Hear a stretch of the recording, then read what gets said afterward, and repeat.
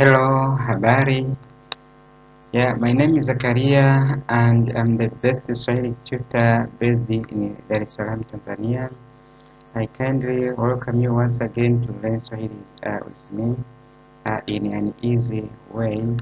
And today I wish to share with you something very important, and that is the functions of the prefix, infix, or suffix na. Sometimes we call it the morpheme na.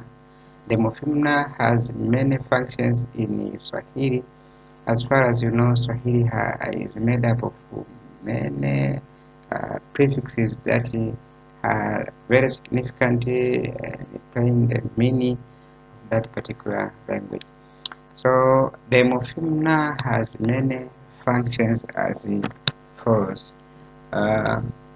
One of the function here is to mark the present tense. So you can say is a present tense marker, which is the progressive tense. So whenever you want to say you are doing something at the right moment, you can say, for example, you can say ninaenda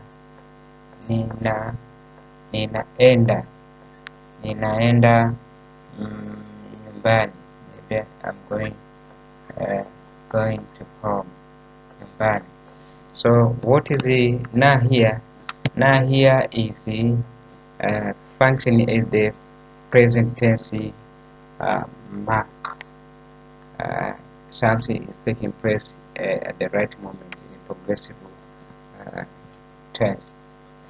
Another function, that's the common one, is it function like the conjunction or the coordination of two words or sentences. It can act as the connector. For example, you can say mimi na wewe,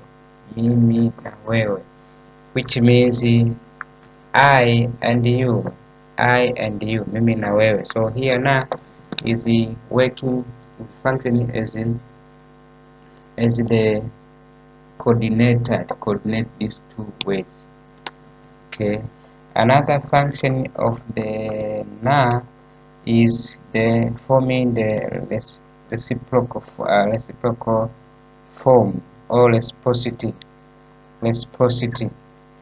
Here we mean doing something for each other. For example, now you see me, and if I see you, then we see each other. That we say tunaonana. That's why we normally say tutaonana baadaye. Tutaonana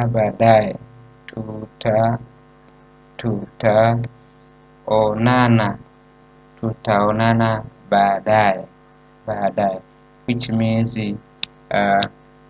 we shall see, I'll see you soon, or we shall meet tomorrow. Tutaonana baadaye.